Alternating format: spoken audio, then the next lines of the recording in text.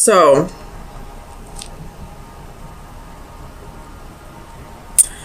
this is kind of saying two different things here. That actually, not two different things. It's just telling me two sides to a story. So, and I feel like it is split with the lines. So we do have new love here. We do have either this is a new person or somebody from the past who's coming back as a new person. So we have this person up here who's no longer trying to get the upper hand, who's trying to be more fair, trying to think things through a little more, a little more justly? I don't know. And then we have this person down here who is trying to work through something that happened in the past. And that's why I'm saying this love may be somebody from the past who's coming back as a new love. So they're trying to let go of the past.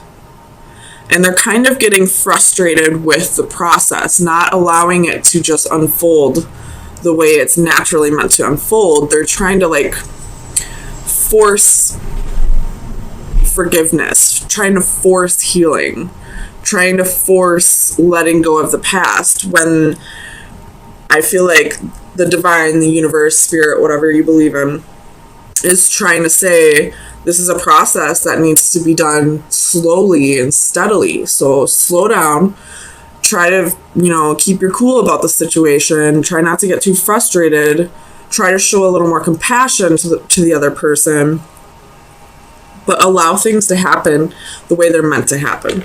So let's get some clarifiers and see if that's really what's going on. Sorry, let me click out of here.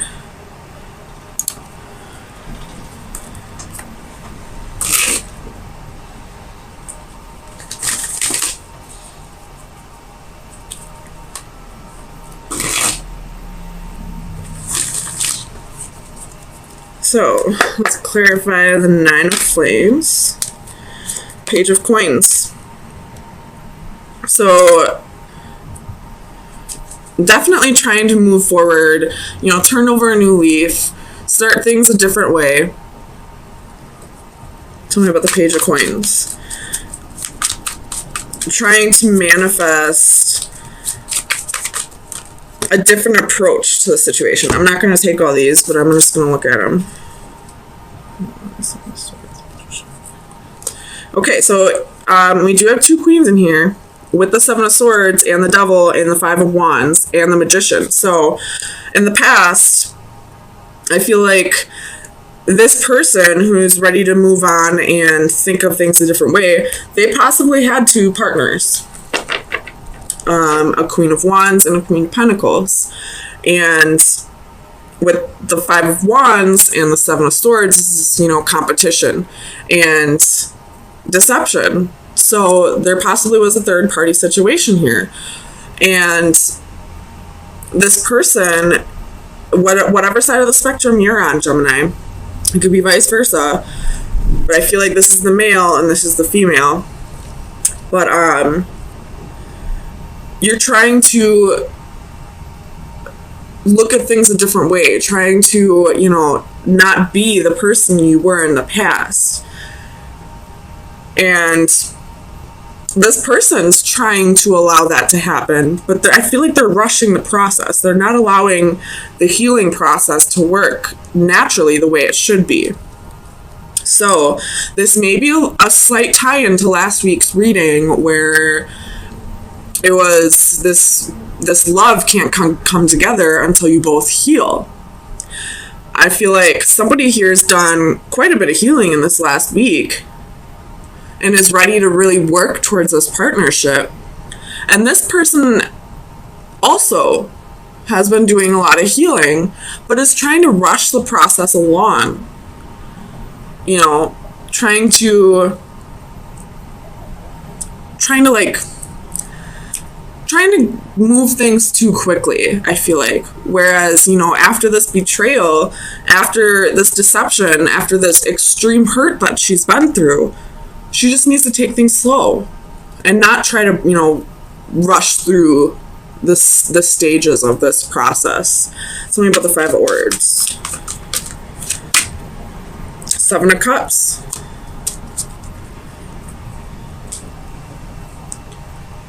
With the World at the bottom of the deck. So I feel like the third party's been cut out. Definitely feel that way. Whatever this person's been holding on to in the past that made them venture off into the arms of somebody else, I feel like they're letting that go. They're seeing things a little more clearly. With the World at the bottom of the deck, they've ascended to a new level. You know, they've grown quite a bit in this last week. Tell me about the Master of Orbs.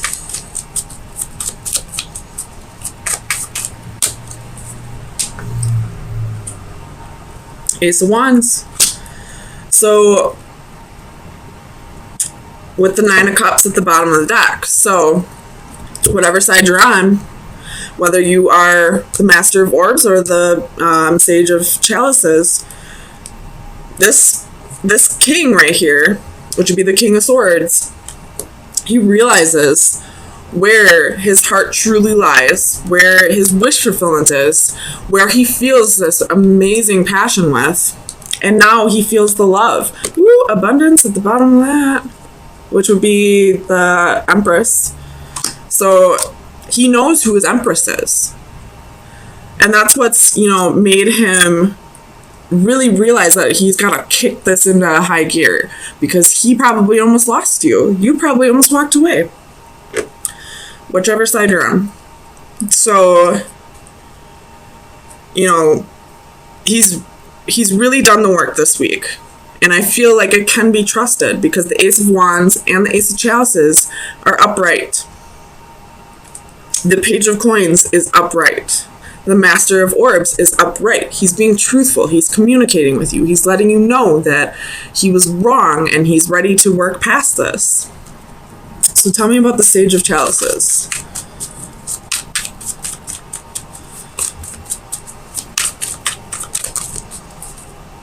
The Lovers at the bottom of the deck. There's Gemini coming through. So we have 10 of Coins, the World, 9 of Wands. So this queen definitely sees a future here and is not giving up. And I feel like because she sees the future, because she knows that where her heart truly lies, where she is meant to be, I feel like that's why she's kind of rushing this process along. Tell me about karma.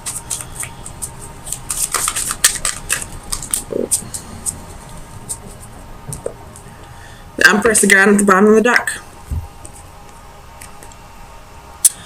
Somebody could be pregnant. And that may be why we have the Sage of Chalices reversed, because the Queen of Cups reversed can be somebody who's emotionally imbalanced.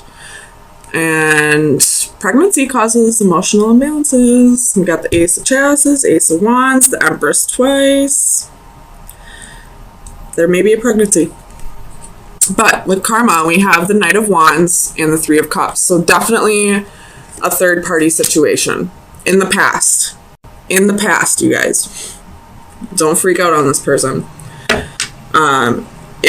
If there was a third party situation, this person more than likely told you about it. Because he is in the upright.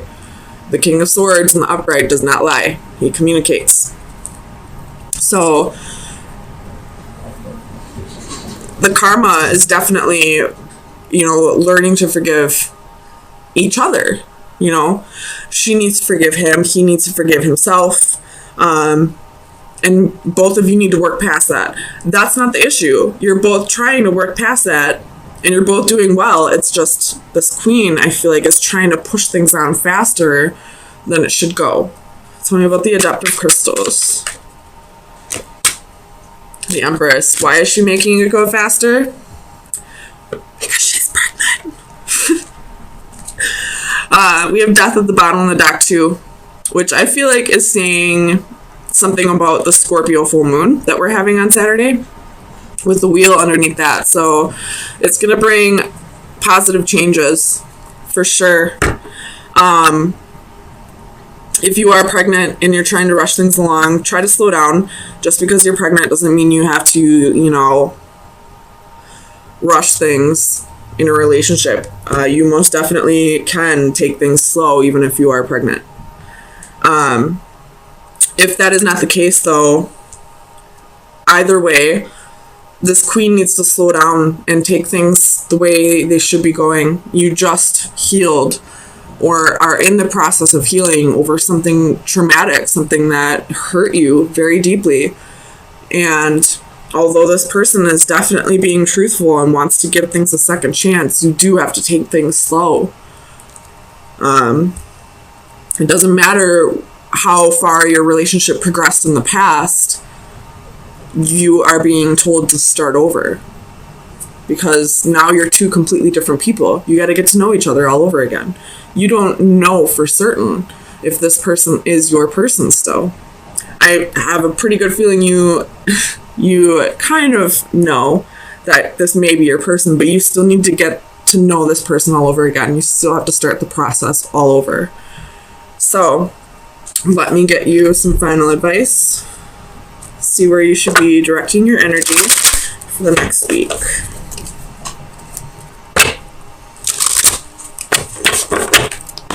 Final advice for Gemini. That was quick. Ooh, fears. Fears.